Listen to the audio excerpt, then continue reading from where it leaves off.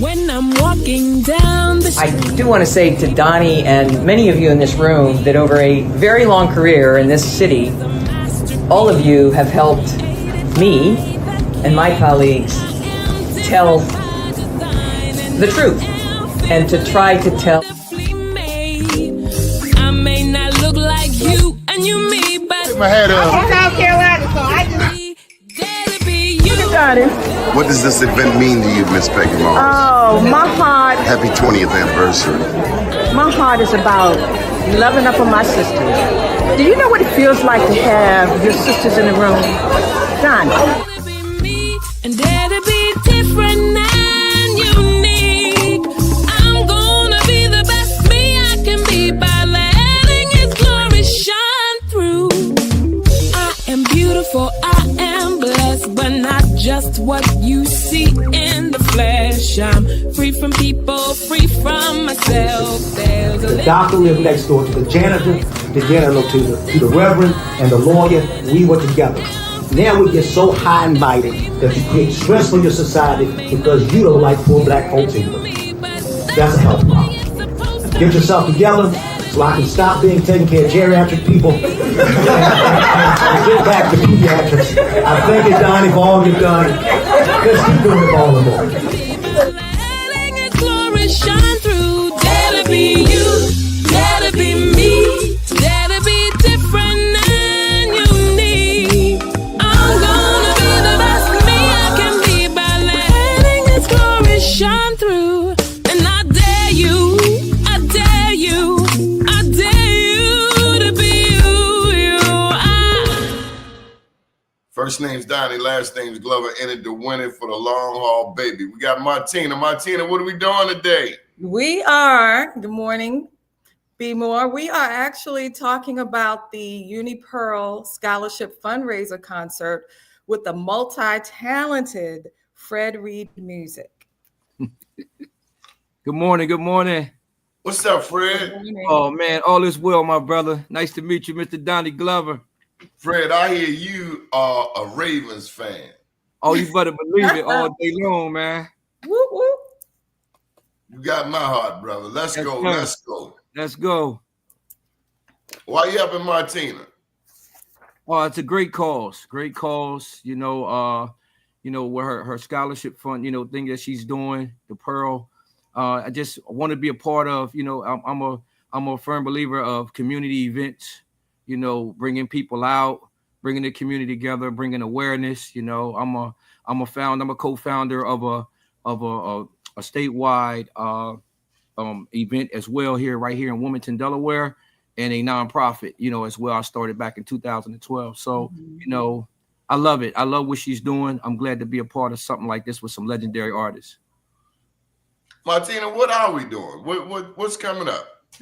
Well, just to give you some background, Doni, I'm born and raised in Baltimore and attended Baltimore City Public Schools. And I've been afforded some opportunities. Now, we ain't going to let that slide. What school?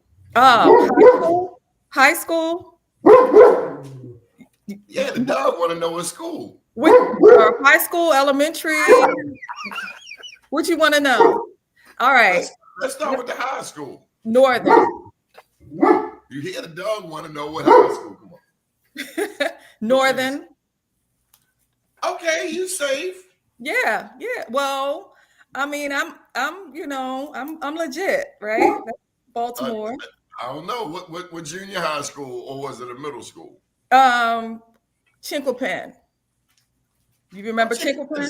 You safe? Yeah. Hey, Fred, we give them hell because they come here on this show, say we from Baltimore, and then they went to Towson Catholic. No. I was all the way Baltimore City Public Schools. My father had a record store. Grew up around music. He had What was a record store? It was What Is Hip, Max. First, before it was Max Music Mart, and then it was What Is Hip on Druid Hill and North Avenue, not far from Pennsylvania. Oh, you're certified. Yeah, I am. And I grew up in the store. And so what I grew up on North Avenue. I did, and it was all Black-owned businesses on that block. Yes. Yes. Welcome home, Martina. Yes, thank you. I've never left, Donnie. I've never left. All this time I thought you was a county girl. No. Fred, that's an inside joke about city county thing, but yeah. So, I've been hearing about it. but yeah, so what's Baltimore was not. yeah, like and then DC, also you East think about West. Prince We have George's our County, own. but they down in Atlanta saying I'm from DC. DC got a flavor of its own, you know? Right. Yeah. If you ain't never been to Southeast DC, in my opinion, you ain't really been to DC. And then there's also the East-West Baltimore thing. So, yeah. I'm both, Fred, East and West. I love them both. You all around. You the all around Baltimore guy. Come on, man. You got people over East that don't go West, people West that don't go East. Oh, I don't like East Baltimore. I don't like hearing that. East Baltimore is where it all started. Well, I have to, I have to actually rep both because my mother's from East, and my father's from West. He attended Carver High School. I grew up across the street from Carver. Yeah. And then over there north in Greenmount. Oh, that's where my mother grew up, in that area. And so last year, I had a really difficult case I had been working on for years. And after it was over, I said, I need to do something for someone else. I had benefited from scholarships, fellowships, all kinds of different awards. And I said, it's time for me to give back. And although I had done the same, giving back to youth in education-related causes for years, I said, it's time for me to do it through my own organization. So in June, I founded the Pearl Brown and Eunice Evans Bottom Scholarship, Uni Pearl for short. And those ladies are my grandmothers, my maternal grandmother and my paternal grandmother. Nice. And, my family was instrumental in helping me get through school because, as you know, I went to college and law school as a single parent. So I needed my family support system. And so just to know that these two ladies who were teen mothers, actually they were married. My paternal grandmother married and was a teen mother. My maternal grandmother was married, and she wasn't married as a teen, but they each had 5 children, and there was never any lack. But they just embodied so much of what's great about being Black and having, a great family support system. And I felt like I needed to honor their memory because they probably didn't finish 8th grade, but they have more common sense than we do today. Absolutely. Better say that. Absolutely. So that's how it was birthed. And we had our first fundraiser at the week of my maternal grandmother's birthday, which was October 2nd.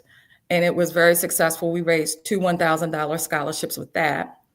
And so this fundraiser is I thought it would be great to have it around Valentine's Day. And so we'll see. Wow. Well, I thought because it's so much, sometimes it's just not a lot of activity for single women and men, and for people to really enjoy and feel loved. And I thought, what better way for couples and singles to feel loved than these 3 gentlemen? So it's the end of seasonal depression, that starts like, no, seriously, it starts from Thanksgiving and it goes through to Valentine's Day. Some people can't wait for Christmas to be over. Some people can't wait for Thanksgiving to be over because it brings back bad memories. Fred, can I ask you a couple of questions? And let me just say, big ups for lifting up your grannies. And I'm going to lift up my grandmas right now. Thank you. And my grandpas. Fred, there are people in Baltimore. It's a couple families, the Mitchells and the Murphys, and they always talk about their grandmother, their ancestors. Right. I like to hear other people talk about their grandmothers because they didn't do it by themselves. For sure. Your grandmother and my grandmother was there helping them. That's right. That's a fact. So here's the other thing, Fred. Last night I watched this movie. I'm big on Black Wall Street. Matter of fact, I wrote a book about it. Okay. I Am Black Wall Street. I saw this movie last night. It was called Greenwood Rising. Okay. Mm-hmm. And I thought I was the aficionado. And there was a song played in the music which said, "I came from nothing." Now you hear a lot of the young rappers saying it. I came from nothing. Would you ever say that? Would I ever say it? Yes, I would. I wouldn't. I think in this generation, what they mean is, I guess if you grew up in the projects and you grew up on, state services, things of that nature, they figure, that's why a lot of people say it. But to say that I grew up totally with nothing wouldn't be a true statement. No. Historically, Mm-hmm. when you think about Martina's grandma, Mm-hmm. regardless of what they had, Right. they had class. 100%. You look at them old photos, they dress better than we do today. For sure. For sure. And I agree with that 100%. 100%. And, and that's one of the things, like I said, my father came in the picture later, but I had a strong mother and a strong grandmother. If it wasn't for their support, their love, I wouldn't be where I am today. So I think, it's very important, the structure of family, no matter who you're being raised by, you can learn a lot of good tools from them. Yes, I believe you need a father, or a father figure. I do believe that. But, you have a lot of strong women that, support, male, female, and, and a lot of them are successful from it. Mm-hmm. You got kids, Fred? I sure do. You hold on to your seat? 15? No, I got 9. I got 5 boys and 4 girls.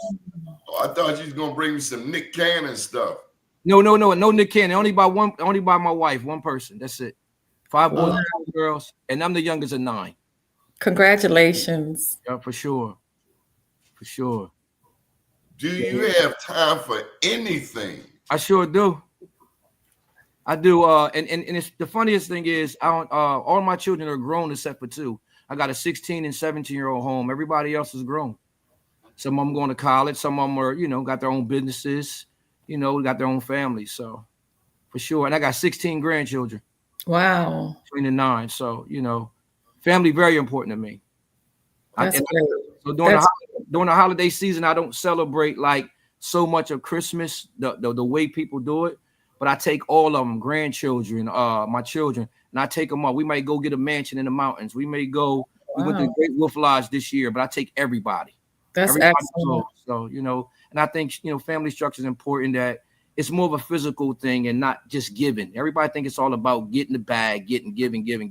Yes. But the love and support is what keeps you going.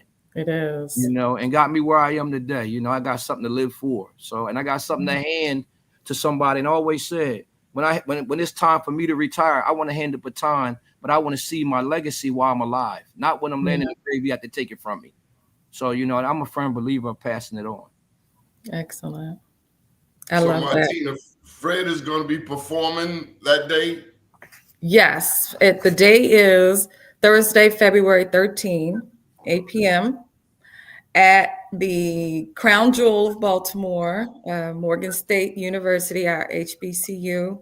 National Treasure. Our national treasure on the east side. And we have one on the west as well. But this is going to be at Morgan State University's Murphy Fine Arts Center, February 13, 8 p.m. And you must be famous if you have an event up there, because they don't let Just know any of your body off North Avenue up in there. If you say so, my friend. But it's going down, and we're making it happen. One couple, one lady, one gentleman at a time. Get your tickets now so that it can be a sellout performance, and we can raise money for the scholarship. Our goal is 10,000 or 10 $1,000 scholarships.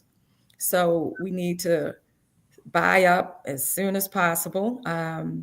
And so the other two artists are Howard Hewett and Keith Washington.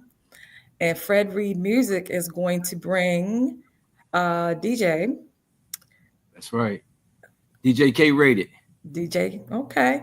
And so I'm looking forward to that. But we'll have some vendors as well. And if anyone wants to contact me for a vendor or scholarship, sponsorship, just hit me up.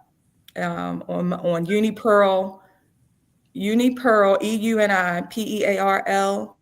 _scholarship on Instagram, or Unipearl, EUNIPEARL.scholarship@gmail.com.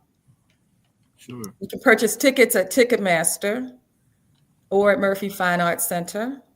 You say Unipearl @Gmail. Unipearl.scholarship@gmail.com. You get that?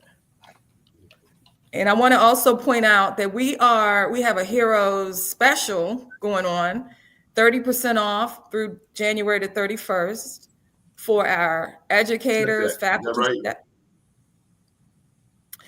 That is right, for IG. And yes, that's right. Thank you. Thank you, Doni. We have a special going on for our educators, military, medical personnel, law enforcement, firefighters. If you are active or retired employee in any of those professions, you receive a 30% discount now through January 31st. So just get your tickets now. That's right. Grab those tickets. Great show, great calls. So tell me more about, do you have a bio? You have pictures of your grannies?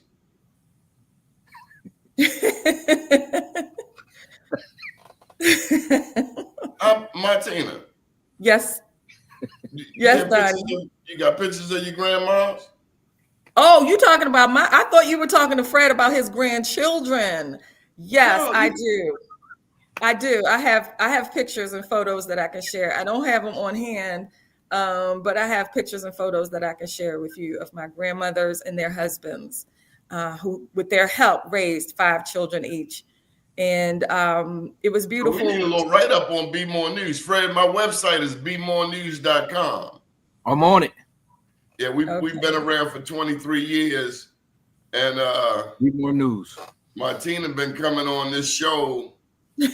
You first came on the show when we were out there in Woodlawn, didn't you? Yes, I did. I was promoting a production. Nate Chapman? You remember Nate Chapman? Yes, I do. I remember Nate. You're right. Thank you. And then we came out again when I was promoting a production. I think it was my film or my play, one or the other. What was the film? The film was 3 weekends in June. And we had a red carpet premiere down at the Charles Theater. It was great. It was a sold out performance. Yeah. You know, Fred, I got to tell you, a lot of times, let me change that. A lot of times, our upwardly mobile African Americans, after they get their law degrees, they never come back to Baltimore City. I never left. It's refreshing to have a Martina on with roots. Dude, her people's store was a few blocks from Freddie Gray. Yeah. Yeah. I did a write-up about that. About it. This year marks 10 years since Freddie Gray happened. Yes, this year. Wow. I did a write-up on social media, A Tale of Two Cities. You know, you got Baltimore that was Freddie Gray, and Penn North and Druid North. And then you got the Baltimore, the Ravens and the Orioles and things that people want to see. Wow. And they call it the black butterfly. East Baltimore, West Baltimore, and then the white L comes straight through the city, and that's where all the money go. Over the East Harbor. So it go from Johns Hopkins University straight down to the dead Inner Harbor. Wow. They finally sold it to a black man. The Inner Harbor. White people hijacked it for 30 years and it died. Because they never invested in East and West Baltimore. They put all of the money in a dead corridor. Baltimore take everybody, black and white, uptown and downtown. It take everybody. But Baltimore also, Fred, is the home of segregation. Going back to 1910. It all started right here. Wow. And these stupid racists want to take everybody tax dollar and invest in a white neighborhood. And ask them how that's working out. So when our kids end up over in their neighborhood, why do they ask why? Why you think? It's true. I can tell you, I am a witness firsthand of the transformative power of opportunity, of education and opportunity combined. I was in the 12th grade, not wondering what I was going to do after high school, even though I had been an honors student sometimes, most of the time, but you still needed to have some kind of direction. And I was approached by a teacher, and she came into my accounting class because I was always good in accounting, and asked my accounting teacher, who was white, to refer a black student for a job. And so my teacher referred me, and that black lady who knew someone who worked at an insurance company sent me on that interview, and I was hired, and they offered tuition reimbursement. So shortly, maybe a year or two, I started college, and it only took one person. My mother said, "You need to go to college. You're smart." I started college, and it took 10 years and 6 summers straight, but I finished college between the time I was 20 and 30. And to this day, that teacher and I are friends. Oh, wow. What I mean, and I say that to say, we need more teachers like that, and we need people who have benefited to reach back to youth like that. And in addition to that, we can't be squeamish about saying, hey, do you know a black child? Do you know a black youth? Do you know somebody black? And it's not being racist. People, oh no, we are the only persons, the only group who want to help everyone else, reach out to everybody else before we reach out and help our own. I agree. Or equally. That's how it seems. Yep. But we're not. We feel that because we are black and we see that, but all people go through it. All them Latinos ain't on the same page, and wait till Trump gets started. They think they together. Trump about to show them what it is. What I mean to say is that we cannot spread ourselves thinly right now. And I think charity starts at home. It does. And what I saw from this election, the 92 and the 78%, we're unified as Black people. We are. The 92% of Black women who voted against him and the 78% of Black men, we are unified, and we need to continue to activate that and stay. Because like you're indicating now, things are not going to get easier, and we need to tighten up our belts. And those corporations that are turning their backs on DEI, those corporations that supported him or contributing to his. It's all of them. No, it's not all of them. It's just some research. Like from McDonald's to Walmart. That's okay. I don't need McDonald's, and I can go to Target. I can go to Costco. Costco's saying we're not getting rid of DEI. Apple just said we're not getting rid of DEI. And what we need to do is go to these websites. Yes, and that's the thing. There is a website, and I'll send it to you so you can post it, and it lists those corporations that supported just Trump. Now, some of them supported both Vice President Kamala Harris and Trump, and that's just the way that they do business. They did not want to be political, but when you're supporting him only, and you have a huge Black, customer base. Walmart has a huge Black customer base, and part of my job, especially this past fall, was researching corporations. And I looked and I would research corporations to see who their CEOs were or their board members were. You didn't see any Black people on those boards. And so what we have to do, and I don't know, I'll mention this too, is I have another nonprofit, BlackMoneyMatters.legacy. And what I am pushing through for that is the education about how much power we have. 1.7 trillion a year we could have our own nation as Black people, as descendants of freedmen and foundational slaves. We could have our own. We're unique. We can't go anywhere. So when I'm saying to you, this is our home. This is my home. I'm not running. I'm fighting for it. And that's how I'm looking at it right now. Fred, I was talking with a noted attorney here in Baltimore. His name's Billy Murphy. Very. And Billy Murphy, he's legendary. He made a comment that they will let us in the entertainment industry. Mm. They will let us entertain. They will let us dance and sing.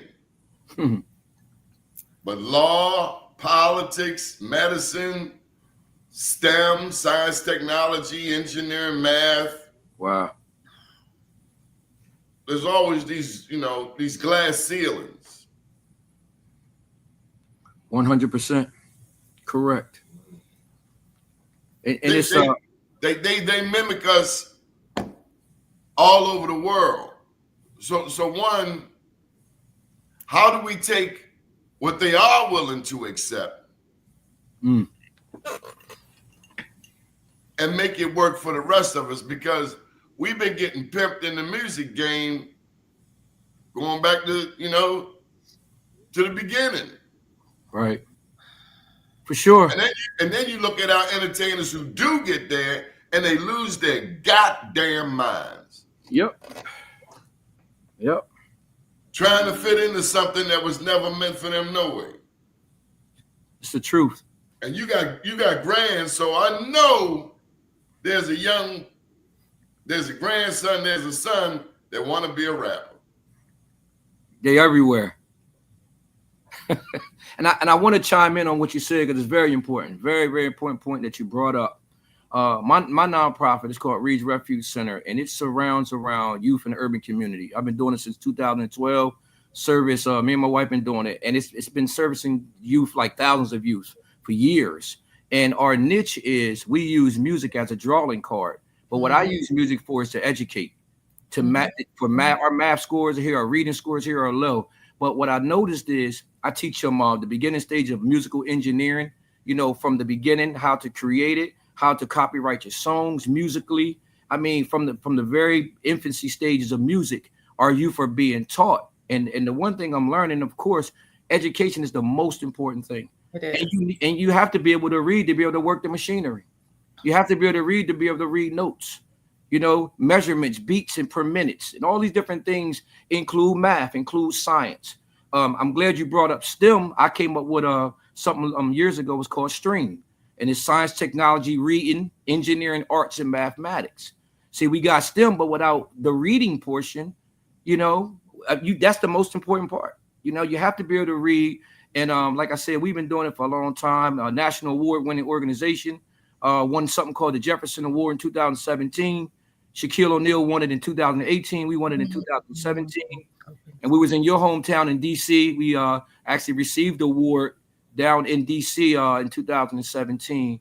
So it's dear to my heart working with youth. And one of the things that I see is helping the families holistically, not just the youth, but having something for the parents to come and do job find, job search, parenting classes, teaching them, because a lot of people in the urban community are struggling because they got to work, provide, and then they don't have no time for their kids. But when they bring their kids to me, we feed them. They get 3 meals a day. Wow. By the time their parents get off of work, they can take them, shower them, ask them how their day went, and put them to bed. They're read to. They're helped with their homework.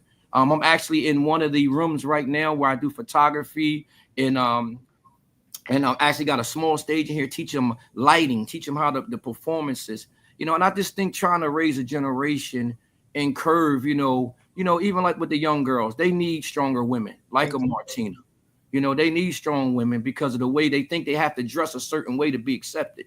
Fred, they got grown women on Facebook trying to compete with the teenagers. 100% correct. The That's prostitutes don't know what to buy no more because all the outfits are gone. They got a lot of competition, and I agree with you. And I just think that we have to get back to those morals, like she said, with her grandmothers and them. You mentioned it earlier about the pictures. Look at the pictures and how well dressed they were. And I just think it's important that we start teaching and training our young people more, because right now social media is is teaching them and training them. But that's what they want for our people, and it hurts us. It hurts us in so many different ways. But we have participated. 100%. We love the music growing up. Right. And I'm 59. I think you a few years younger than me, but yeah. We in that transition from your daddy owned the record store. I remember buying Stevie Wonder. Mm-hmm. I wish. Looking back on when it's no lyrics my favorite artist. That's right. it's now if it don't have the word "be" in it, and we teaching little girls. I'm watching a couple on TikTok teaching the baby girl the dance, and the first word in the song is the B word. Yep. Mm-hmm. I'm like, why don't you just go jump in front of a train? Yeah. Right. But if they had guests in their house and they said it, then they want to smack them or spank them. So it's a lot of confusion with the young people. It's just confusion. Oh, you just said you just did it with me earlier or yesterday. Now you're telling me it's wrong. Right. Once they embarrass you. Because they're going to embarrass you publicly at a job interview or anything. They're going to bring I'm at my own grand's birthday party, and the DJ is playing vulgar music. Been there. I know what you mean. I wanted to hurt him. Who put this idiot up here? Exactly. Makes no sense. Who? Who thinks this is okay? But it ain't my house, and I like living. I won't be going back there no damn more. I can do you. Or dudes making it rain for a little girl party. No. Oh yeah. Oh man. And the little girl grew up thinking that's love. That's supposed to be. Yep. 100%. Training them. Wow. I mean, I look at pictures, and I love history, Black history, and I look at pictures and photos and videos of Black people in the 50s and before would go to Black baseball games wearing dresses and gloves and purses, carrying purses, women, and wearing suits and a tie. And if I even try to talk to a teenage girl, which I've done, about wearing a bonnet in mixed company in an airport, slippers, pajamas out in public, I'll get laid out. It's none of your business. You stepping on somebody's toes. All I'm trying to do is let them know that there's certain attire that will help you garner respect, and there's certain attire that will not help you garner respect. Because when you walk outside that door, people don't know who you are. I know who you are. Other people, your family knows who you are. And you just have to be very strategic about how you appear, because people will treat you according to how you look and how you carry yourself. Fred, I saw a dude defending a bonnet. Yeah, because they wear them now too. A young boy. Really? A young man. Oh wow. A young man defended wearing a bonnet. Yeah. Oh wow. And he said he still need his ass whipped, but he said if we can vote for a convicted felon as president, then he can wear a bonnet. Now I think this young man had other psychological issues. Yeah. Because I bet he won't wear that bonnet over to jail. Oh yeah. Just like the cats with the sagging pants. Right. I bet you get over that tear and you pull your damn pants up. For sure. And a lot of this comes out of miseducated people Yep. in the music industry of what is acceptable, what is unacceptable. Right. Right. I mean, even as a music artist, sometimes it's hard to, I guess, come out with a song that's clean, because then they don't want to play it, or talking about building or lifting up. Yeah. It's like almost like they don't want to play anything like that. That's not popular. Fred, In our community. In our community. In 2025, don't we have our own music? 100%. Yeah. How long we can play this game with people who are obviously shady? I mean, if P. Diddy's fiasco has taught us anything, why hasn't it taught us, we can do this better ourselves? Right. Even if it's out the trunk of our car. You're right. Michael Jackson and Prince, they died kind of early. Was it because Mike Jackson owned the Beatles, Masters? It's great point. Was it because Prince said, you can have that, I'll go by formerly known as? Yeah. Biggie, Pac, I mean, we getting killed over what? Don't forget Whitney. Don't forget Whitney. Whitney Houston. Whitney Houston. Yep. Yep. It's deep. Martina, how do we? Insanity is doing the same thing and expecting a different result. Yes. It goes back to knowledge is power. It goes back to information, informing the masses. And I think we are waking up. It goes back to being the way that we used to be, which is united and more collective and not about individual. I got mine, you got yours to get, no, because when we all rise, that's how we stay united. That's how we can outlive and thrive. Fred, talking about popping pills is normal. It's normal. What? Future. Wow. Future on national TV. Perks. It's true. It's called a dope fiend where I come from. That's what it's called. And you'll see them out there. Or drinking Robitussin, sticky, syrup. Yep. That's a drug addict. That's what it is. If I can, if I may interject, I just want to give you the two websites. And what these websites are, they research the political backgrounds of corporations, and they will let you know which corporation supported Trump or whomever.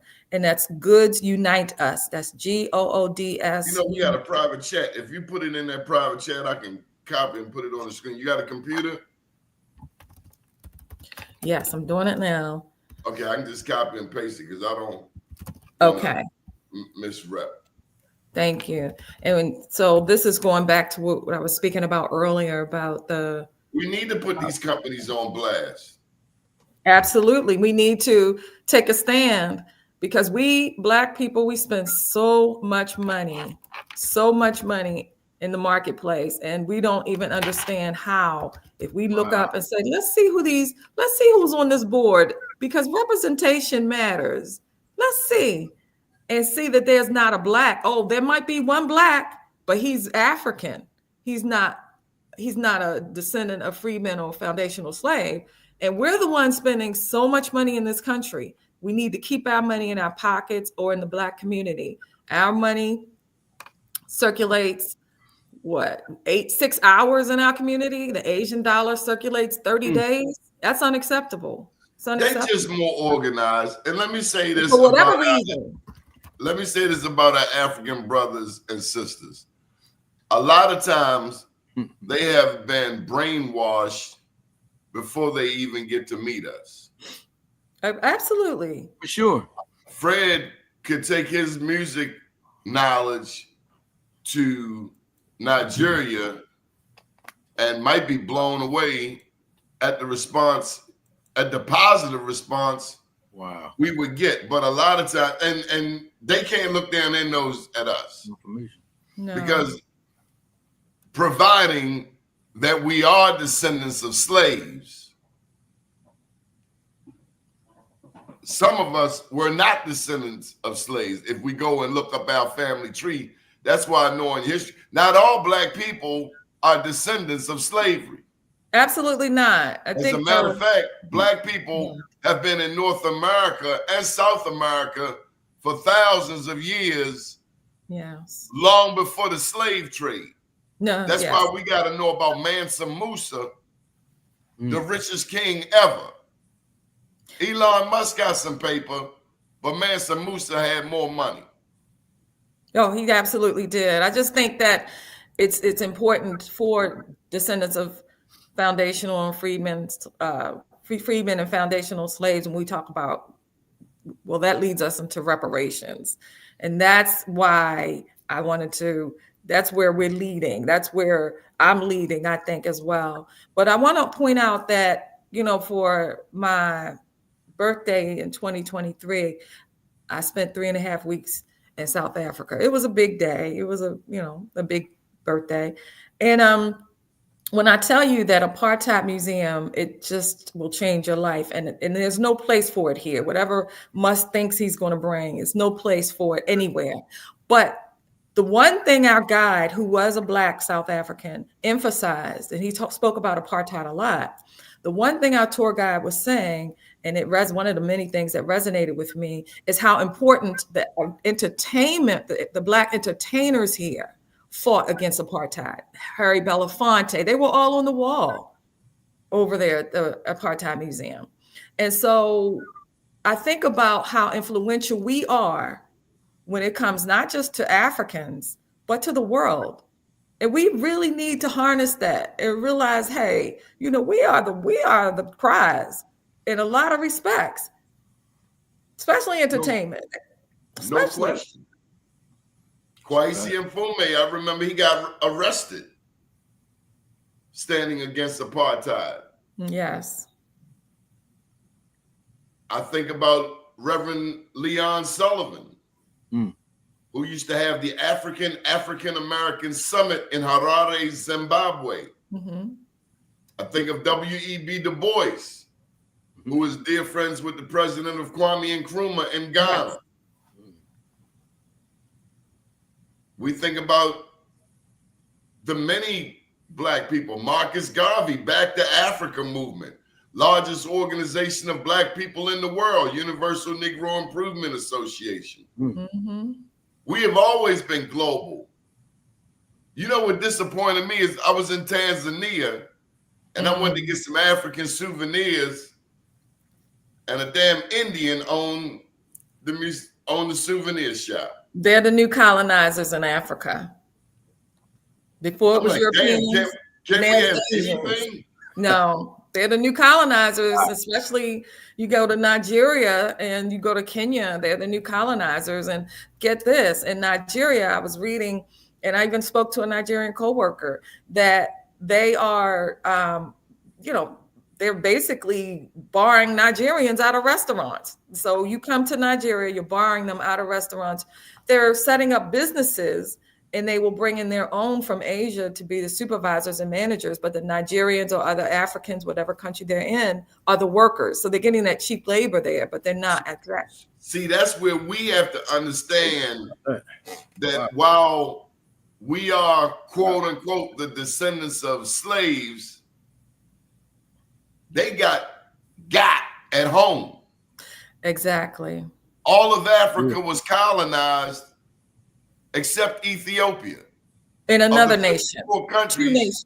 Yes, 2 countries.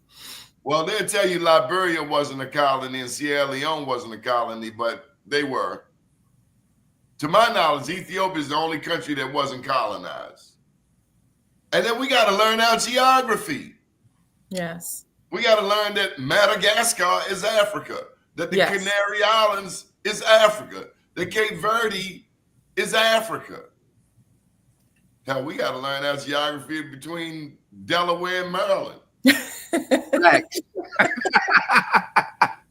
And so on that note, we're inviting Delaware to come out on February the 13th and listen to your own, Wilmington's own Fred Reed, hear his beautiful music, his beautiful voice. I've listened to it. I think he's great. And I'm sure they've heard it, as well as Howard Hewett and Keith Washington. It'll be a night to remember. For sure.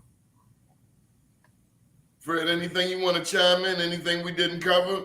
Oh man, I just want to I got a lot of fans in Baltimore, the DC area as well. I'm played on the radio pretty regular there. I got a song with one of you guys own, Raheem Devon. Fred Reed music featuring Raheem Devon was top 25 on Billboard. I may have given Raheem his first radio interview. Oh, facts. Yeah, that's my guy there. Good guy. Good guy. Dude. Yeah, we got a record together. Just look forward to you hit a lot of things, man. I got something coming out this spring actually with a Nigerian artist. So be looking out for that. Fred Reed music featuring Rahman. So he's from Nigeria. Got a beautiful song coming out too. So yeah, I just really appreciate Martina, looking me up, having me out to this event. It's a very powerful event.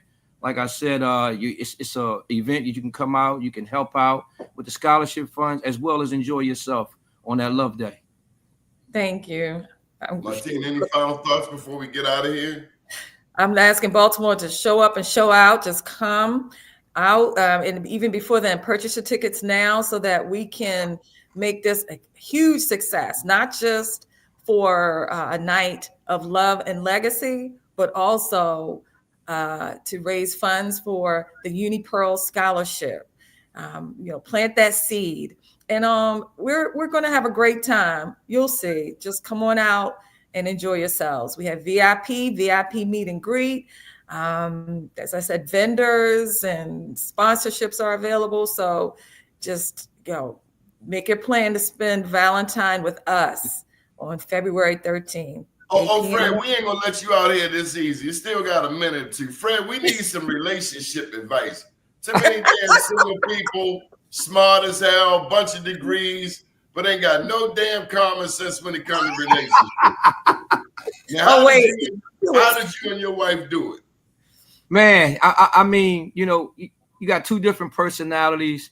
You got to come in the middle. You know what I mean? You got to compromise some things. And I think the most important thing about any relationship is respect. You got to have respect for one another. I think that's vital, in today's time. Be able to respect each other, their work, and what we have to do in life, and respect, each other's opinion. I think that's important. I believe that. And I'll just chime in. Do not put your relationship on social media. Oh, that's a good one. That's a good one. And also, I would like to know, where can I get your book at? I see Amazon and Barnes & Noble. Amazon and Barnes & Noble. Let me see the name of it again. I'll say, I Am Black Wall Street. Make sure you like that. I'm gonna grab that book today. And I'm boycotting Amazon, but no offense. But what I want to do is get my autograph. Barnes & Noble, and I'm gonna get an autographed copy from you, Doni. And it's my 3rd book. And that's how I took a news website 23 years ago and been able to raise 2 kids and 3 grandkids. There you go. Any advice, Fred, for entrepreneurs? Well, listen, one of the biggest things, I never thought that I would be an entrepreneur, but I've seen some things, and don't give up, on whatever your goals and your dreams in life. Always wanted to, I worked for other people, but I wanted to work, for myself. And like I said, the important thing was to leave a legacy behind and have something to pass on to my children. So no matter, even when I'm gone for here, that the Reed's Refuge and the Reed's name will live and last on. So that's very vital to me, fighting and working hard. I learned so much from you guys on today. We, like I said, we in the muck, we're in the urban community, and when it was able to purchase, 40,000 square foot building down here in 2020. I came from the projects, but at the same time, I use that to motivate, myself. Just don't give up, give up, go for what you need to go. And, and if they say no, you keep on knocking, you Fred, keep on. I watched this movie last night called Greenwood Rising. Greenwood about Rising. the building of Black Wall Street. Okay. And it was about O.W. Gurley, but it was really about the woman beside him. Her name was Emma. Now, how significant, what role did your wife play in where you are today? Oh man, 100% support, couldn't have done it without her. It definitely took a team effort. We both had to, we both had to acknowledge each other's strengths. And, and like I said, she handled a lot of the financial thing. I handled a lot of the physical things here. Without her, it would be impossible. I wouldn't even be able to do music and raise all the kids and all the different things. So it takes two. It definitely took us all and some very good, supporting family members to help us, where we are today. Because we were growing up on that song and said, baby, I know you want that barbershop, but you're going to have to go get a 9 to 5. That's right. Well, I have to say that I had to give it to my parents. They've been married for 62 years. And my father was an entrepreneur, but my mother worked at the post office for 44 and a half years. And they built that empire just coming together, being a partnership and not partnering with other people. But as for me, I would say, as far as being a successful entrepreneur means having several streams of income. Don't rely on the government. Don't rely on your day job. Don't rely on just one source of income. If you can get some passive income, whether it's rental or investment or whatever to supplement, because that's where we're heading. We're going to have to really hunker down as Black people and say, hey, whatever happens, I'm ready, because I'm not relying on just the government. That's right. Ownership. That's right. That's right. Legacy, like you said. It is. Legacy. So, Martina, I'm going to get off screen and let you plug this one more time. The whole event, okay? Thank you. Baltimore, come on out. We have a show for you that you cannot miss. The multi-talented Fred Reed is going to open up on February 13th, 2025 at the Murphy Fine Arts Center. Can you give him a note or two, Fred? Oh, yeah. I've been waiting for a love like this for so long. You complete my verse in my favorite song. The way you make me feel is so real. I'm glad I found you, girl. Found you, girl. See y'all February 13th. You don't want to miss it. Get there early. Thank you. That was beautiful, Fred. Thank you. We have a 30% discount, ladies and gentlemen, for educators, retired or active, medical, firefighters, law enforcement, military, active or retired. So come on out, purchase your tickets, the discount tickets at Murphy Fine Arts Center, 2201 Oregon Drive, Baltimore 21218. Phone number is 443-885-4440. Again, 443-885-4440. Get your tickets now. You do not want to miss it. It's going to be wonderful. Awesome. Thank you. Thank you, Fred. Thank you. Talk soon. Thank you for coming out. Yes, sir. Thank you, sir. I'm grabbing that book as soon as I get off of here. Yes, sir. Good morning, world.